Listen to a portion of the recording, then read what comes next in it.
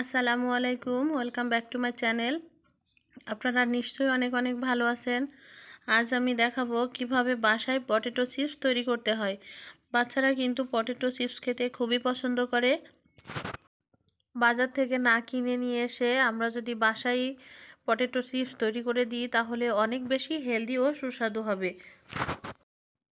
আজকের রেসিপি যদি আপনাদের ভালো লেগে থাকে তাহলে অবশ্যই আমার চ্যানেলকে সাবস্ক্রাইব করে আমার পাশে থাকবেন। চলুন মূল ভিডিওতে।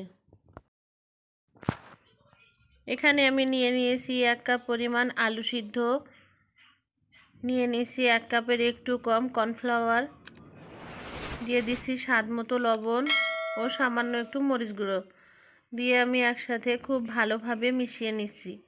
আমি এখানে পানি ব্যবহার করব না, আলুর পানি দিয়ে আমার এটা মাখানো হয়ে যাবে। দেখুন আমার মাখানোটা হয়ে গিয়েছে। এটা আমি একটা বোর্ডের ওপরে খুব ভালোভাবে আমি একটা লম্বা শেপ করে নিচ্ছি। যতটুকু আমার চিপসের মতো লাগে আমি সেভাবেই কিন্তু লম্বা করে নিব। আমি এটা করার সময় কর্নফ্লাওয়ার ব্যবহার করেছি, আপনারা চাইলে ময়দা দিয়েও এটা করতে পারেন।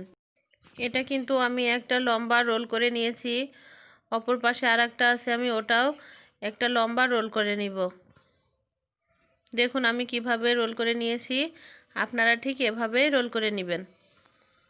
এখন একটি প্যানে আমি পানি দিয়ে দিয়েছি, পানিটা একটু ফুটে উঠলে আমি রোলটাকে দিয়ে দিব। দিয়ে আমি 5 মিনিটের জন্য খুব ভালোভাবে সিদ্ধ করে নিব।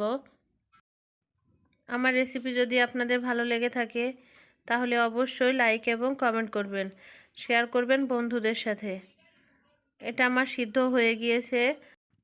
রোলটা পুরোপুরি ঠান্ডা হয়ে গেলেই আমি 8 থেকে 10 ঘন্টার জন্য ডিপ ফ্রিজে রেখে দিব। 10 ঘন্টা পরে আমি ডিপ ফ্রিজ থেকে বের করে নিয়েছি। এখন একটি নাইফ দিয়ে আমি গোল গোল করে কেটে নিচ্ছি। আপনারা যে সাইজের করবেন ঠিক সেরকম করে কেটে নেবেন। এটি যত পাতলা হবে ততই কিন্তু ভালো হবে। আমি নাইফ দিয়ে কেটে নিয়েছি, আপনারা আপনাদের সুবিধা মতো করে কেটে নেবেন। এখন একটি বড় থালার উপরে আমি সব চিপসগুলো খুব ভালোভাবে সাজিয়ে দিচ্ছি, যাতে করে আমার রোদ লাগতে সুবিধা হয় এবং খুব মচমচে হয়ে রোদ লেগে এটা শুকিয়ে যায়। আমি কিন্তু এটি রোদ্রে খুব ভালোভাবে শুকিয়ে নিয়েছি। দেখুন আমার চিপসটা কত সুন্দরভাবে শুকিয়েছে। আমি একটা ভেঙে দেখাচ্ছি যে কতটা নরম হয়েছে। এখন আমি একটি প্যানে তেল গরম করে নিয়েছি। এখন আমি চিপসগুলো খুব ভালোভাবে ভেজে নিব। একটু মিডিয়াম হিটে ভাজতে হবে, যাতে করে চিপস ভাজতে গেলে পুড়ে না যায়।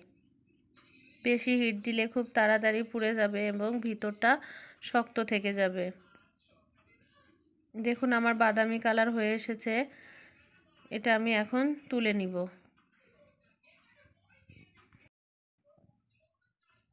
এইভাবে আমি একে একে সব পটেটো চিপসগুলো খুব ভালোভাবে ভেজে নিচ্ছি।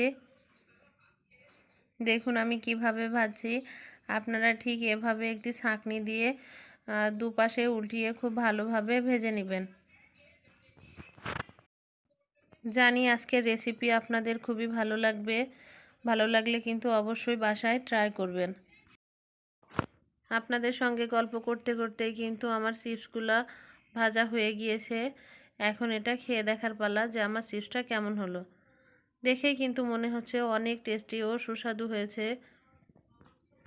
এটা কতটা মুচমুচে হয়েছে সেটা আমি আপনাদের ভেঙে দেখাবো। দেখুন আমার সব চিপসগুলো কিন্তু ভাজা হয়ে গিয়েছে। আমি ডো তৈরি করার সময় আমি শুকনা মরিচের গুঁড়া দিয়েছিলাম, সেজন্য আমি এখন আর কিছু দিব না। আপনারা চাইলে গরম থাকতে থাকতে একটু চটপটি মশলা ছড়িয়ে দিতে পারেন, যেটা দিলে আরও বেশি স্বাদ হবে। দেখুন আমার কতটা মচমচে হয়েছে এবং কত সহজেই কিন্তু এটি ভেঙে যাচ্ছে। আজ এ পর্যন্তই, আবার দেখা হবে নতুন কোনো রেসিপি নিয়ে।